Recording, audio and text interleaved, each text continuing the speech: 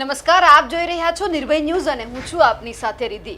મારી સાથે અને મારી પાછળ તમે જે અત્યારે ચહેરા જોઈ રહ્યા છો એટલે તમને સ્વાભાવિક છે કે તમને ખબર પડી ગઈ હશે કે આજે કયા મુદ્દે ચર્ચા કરવાની છે. કારણ કે જે રીતે માનનીય વડાપ્રધાન નરેન્દ્ર મોદી આજે દાહોદમાં આવ્યા અને માનનીય મંત્રી બચ્ચુ ખાબડની જે ગેરહાજરી છે એ ક્યાંક ને ક્યાંક એવું લાગે છે કે ક્યાંક મનભેદ ઊભા થયા છે. અને જે રીતે કૌભાંડ સામે આવ્યું એટલે આપણને ખબર હતી કે બધે જ સવાલ થતા હતા કે દાહોદમાં જ્યાં કૌભાંડ સામે આવ્યો છે તો શું જ્યારે દાહોદની અંદર વડાપ્રધાન નરેન્દ્ર મોદી આવશે તો બચ્ચુ ખાબડને સ્થાન મળશે કે કેમ, અને સવાલનો જવાબ બધા જ લોકોને મળી ગયો છે.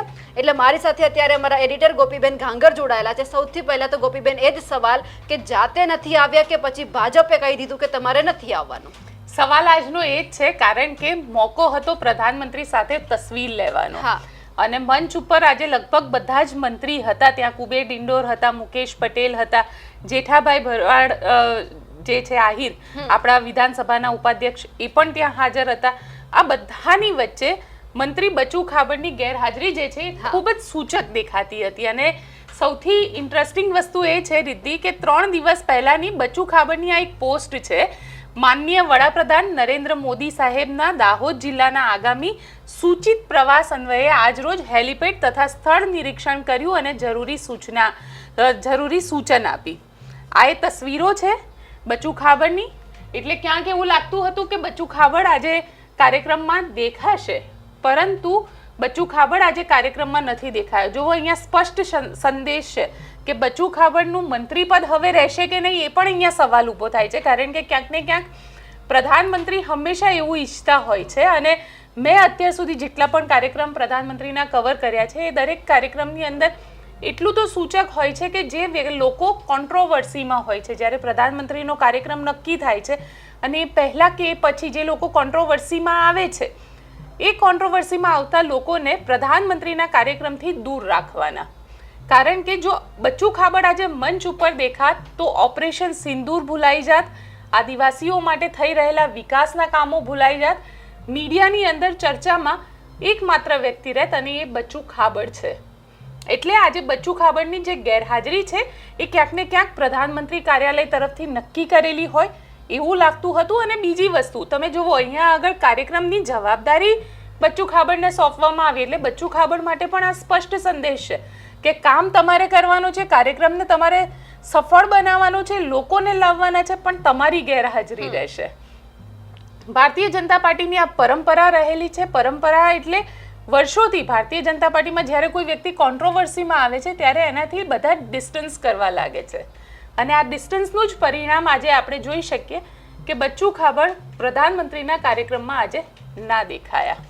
અને સાથે જ સવાલ એ પણ છે કે જે રીતે વાત આવે છે કે મંત્રીમંડળના વિસ્તરણની, તો મંત્રી સાહેબ હવે રહેશે કે પછી હવે ભાજપ એવું કહી દેશે કે તમારે હવે કોઈ પણ હોદ્દા ઉપર નથી રહેવાનું? કારણ કે ધારાસભ્ય તો સ્વાભાવિક છે જ, પરંતુ જે કૌભાંડ આવ્યો, કારણ કે રાજીનામાની માંગ ઘણા બધા કરી રહ્યા છે, રાજીનામું આપવામાં નથી આવ્યું, અને તેમ છતાં મંત્રી સાહેબ એવું કહે છે કે હું કોઈ ભાગેડું નથી, હું બધાની સામે છું અને મને ખબર છે કે મારા દીકરા કયા કામ કરતા હતા, અમે કોઈ કૌભાંડ નથી કર્યો.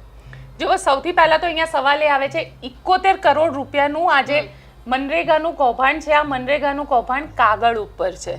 કલેક્ટરે એની અંદર પોતે ઇનિશિયેટિવ લઈને FIR લખાવડાવી છે. એટલે ક્યાંક તમે એ વસ્તુ તો ન જ કહી શકો કે મારા દીકરાઓએ કોઈ કૌભાંડ નથી કર્યું.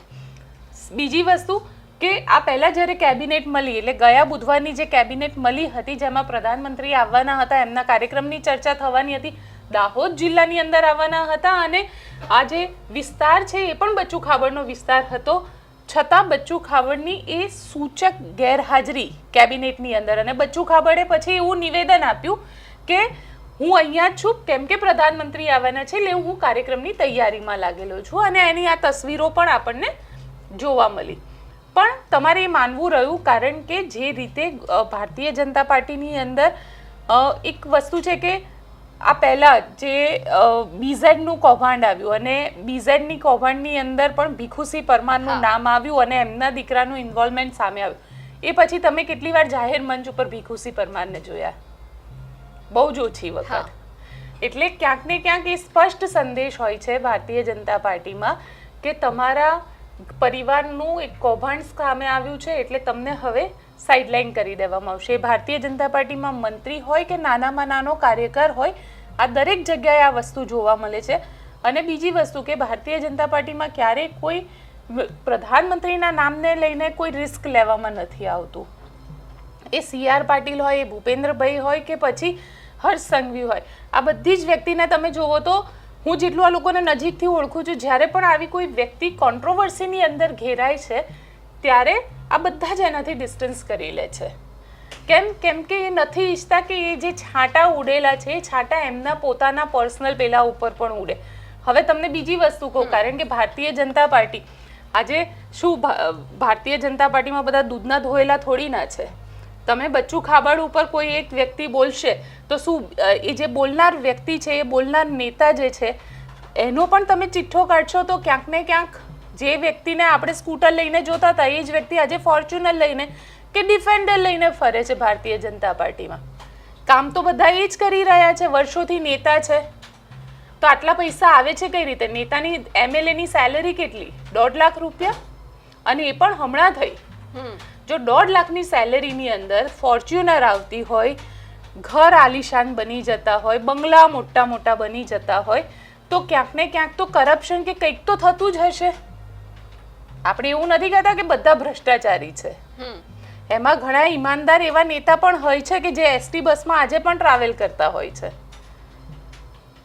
પણ અહીંયા સવાલ એ આવે છે કે નેતાઓ જેમની પોતાની લાઈફસ્ટાઈલ તમે જુઓ, નેતાઓ જે પોતે જે વખતે નેતા એક સામાન્ય કાર્યકર હતો અને પછી નેતા બન્યો, ત્યાર પછીની એમની લાઈફ તમે જોવો તો તમને ખબર પડી જશે કે કયા લેવલ ઉપર આ ભ્રષ્ટાચાર થઈ રહ્યું છે. અને રિદ્ધિ, આજે કદાચ એ જ કારણ છે કે લોકો આજનો યુવાનને તમે પૂછો કે ભાઈ તારે શું કરવું છે, એટલે યુવાન એમ કહી દે કે ભારતીય જનતા પાર્ટીમાં જોડાવું છે અને પૈસા કમાવા છે.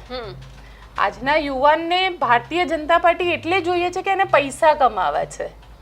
પછી એ કઈ રીતે કમાવાના એની કોઈ ક્રાઇટેરિયા નથી. એ તમારામાં છે કે તમે કેટલા કમાઈ શકો છો. આવું જ કંઈક મંત્રી બચ્ચુ ખાબડના દીકરાઓ સાથે પણ હશે. મંત્રી બચ્ચુ ખાબડના દીકરાઓએ કંપની આખી ઊભી કરી, એ કંપનીના નામે સિમેન્ટ આપ્યો, કન્સ્ટ્રક્શન મટીરિયલ આપ્યું, પણ અલ્ટિમેટલી થયું શું? ભ્રષ્ટાચાર. 71 કરોડનો માત્ર 3 ગામનો ભ્રષ્ટાચાર. એ પછી કોંગ્રેસનો તો એવો દાવો છે કે અંબાજીથી લઈને ઉમરગામ, આદિવાસી વિસ્તારની અંદર જો આપણે ચર્ચા કરીએ તો અંબાજીથી ઉમરગામની અંદર ઓછામાં ઓછો 1000 કરોડથી વધારેનો મનરેગાનો ભ્રષ્ટાચાર થયો છે. આવો તો કોંગ્રેસ દાવો કરી રહી છે. એમને જાંબુઘોડાનો ખાલી એક ભ્રષ્ટાચાર ઉજાગર કર્યો જે 100 કરોડ રૂપિયાનો છે. એટલે ક્યાંક ને ક્યાંક એટલું સ્પષ્ટ સંદેશ છે કે મંત્રી બચ્ચુ ખાબડ હવે મંત્રી નહીં રહે. કારણ કે જે રીતે આજે પ્રધાનમંત્રી આવ્યા હતા અને મંત્રી બચ્ચુ ખાબડને સાઇડલાઇન કરવામાં આવ્યા કે એ પોતે મંચ ઉપર ન દેખાયા, એનાથી એટલે જે સંકેત છે એ બહુ સ્પષ્ટ છે. પણ સવાલ એક એ છે કે બચ્ચુ ખાબડે ભૂલ ક્યાં કરી? માન્યું કે એમના વિભાગમાં કૌભાંડ છે, બરાબર, તો એ સ્વીકારી એવું શકતા હતા કે હા મને ખબર નહીં કૌભાંડ થયો હશે પણ હું તપાસ પૂરી કરાવીશ. જ્યાં સુધી તપાસ નહીં થઈ, જ્યાં સુધી આ બધું સામે નહીં આવે ત્યાં સુધી હું તમારી સામે જ છું.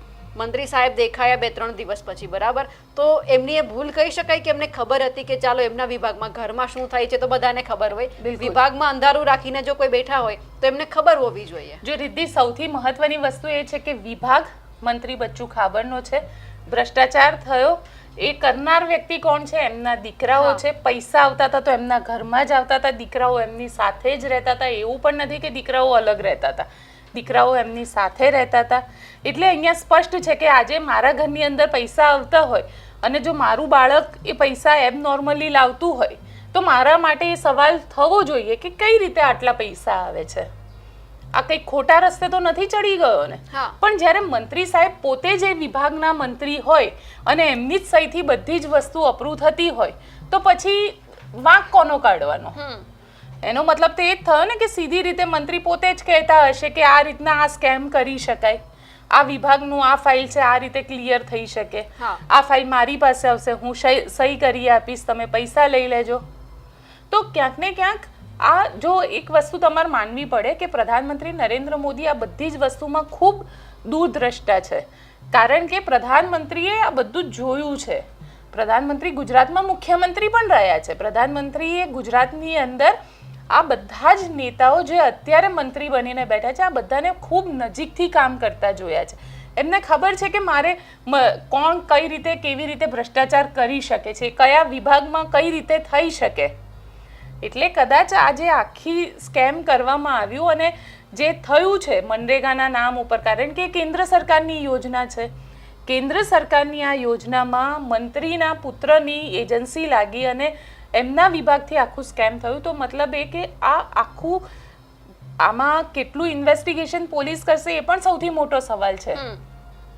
કેમ કે મંત્રી પોતે છે, ત્યાં આગળ નિષ્પક્ષ ઇન્વેસ્ટિગેશન થવું જોઈએ એવું બધા જ કહી રહ્યા છે, પણ કેટલું થશે એ સૌથી મોટો સવાલ છે. અને આદિવાસી વિસ્તારની વાત કરવામાં આવે તો આદિવાસી વિસ્તારની અંદર તો અંબાજીથી લઈને ઉમરગામ, અને એમાં પણ ઉનાળાનો સમય હોય છે, ત્યાં આગળ આદિવાસીઓને રોજગારીનો સૌથી મોટી સમસ્યા હોય છે.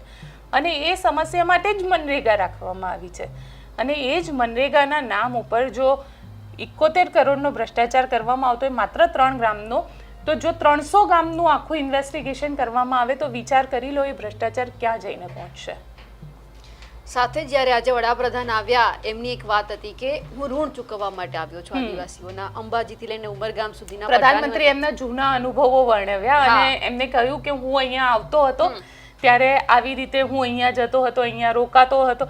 અને દરેક જગ્યાએ પ્રધાનમંત્રી જ્યારે પણ આવતા હોય છે એ વિસ્તાર સાથે લોકો સાથે કનેક્ટ થતા હોય છે અને એ વિસ્તારના લોકો સાથે એક આત્મીયતા કેળવાય છે. અને ઘણા બધી જગ્યાએ રીતિ એવા કાર્યક્રમો અમે જોયા છે કે જેની અંદર પ્રધાનમંત્રી પોતે આવે અને કોઈ એક વ્યક્તિનું નામ લઈને બોલાવે કે મગનભાઈ મજામાં ને, એટલે એમને નામ પણ યાદ હોય છે. આજે આદિવાસી વિસ્તારમાં જ્યારે પહોંચ્યા હતા અને આદિવાસી વિસ્તારમાં આદિવાસી લોકો સાથે જ્યારે વાતચીત કરતા હતા અને તમે જુઓ કે એમને જે પેલું કડું પહેરાવવામાં આવ્યું, એમને સાંકળ પહેરાવવામાં આવી, એમને કોટી પહેરાવવામાં આવી, આ બધી જ એક આદિવાસી સિસ્ટમ છે. આદિવાસી પરંપરા પ્રમાણે જ્યારે તમારા ઘરે કોઈ મહેમાન આવે છે ત્યારે એમનું સ્વાગત આ રીતે કરવામાં આવતું હોય છે. બિલકુલ. એટલે કે હવે તો એ જોવાનું છે કે સાહેબનું મંત્રીપદ રહે છે કે પછી એમને ક્યાંક ઈશારો થઈ ગયો છે. સાહેબને ઈશારો થઈ ગયો છે, આજે બહુ સ્પષ્ટ ઈશારો થઈ ગયો છે. સાથે BL સંતોષ પણ ગુજરાતની વિઝિટ પર આવીને ગયા. એક સરપ્રાઈઝ વિઝિટ હતી BL સંતોષની. અને આપણા દર્શકોને એ પણ યાદ કરાવડાવી દઉં કે જ્યારે વિજયભાઈ રૂપાણીનું રેઝિગ્નેશન લેવાનું હતું તે વખતે BL સંતોષ અચાનક આવ્યા હતા અને BL સંતોષે રાત્રે વિજયભાઈ સાથે ડિનર કરતા કરતા કહ્યું હતું કે કાલે તમારે રાજીનામું આપવાનું છે. એટલે ક્યાંક BL સંતોષની ગુજરાત વિઝિટ એવું માનવામાં આવે છે કે ગુજરાત માટે ઘણા બધા નવા સરપ્રાઇઝીસ લઈને આવે છે. તો BL સંતોષ આવીને ગયા છે એટલે હવે એવું માનવામાં આવી રહ્યું છે કે સંગઠનમાં પણ પરિવર્તન આવશે, સરકારમાં પણ પરિવર્તન આવશે. ને આ પરિવર્તન લગભગ હવે જે જૂન મહિનો છે, જૂન મહિનો પૂરો થતા સુધીમાં એ પહેલા આ પરિવર્તન આપણને જોવા મળશે. બિલકુલ. એટલે આ અમારા અહેવાલને લઈને આપનું શું કહેવું છે કમેન્ટ કરીને ચોક્કસથી જણાવજો. સાથે જ અમારી નિર્ભય ન્યૂઝ ચેનલને લાઇક, શેર અને સબસ્ક્રાઇબ કરવાનું ભૂલશો નહીં. નમસ્કાર.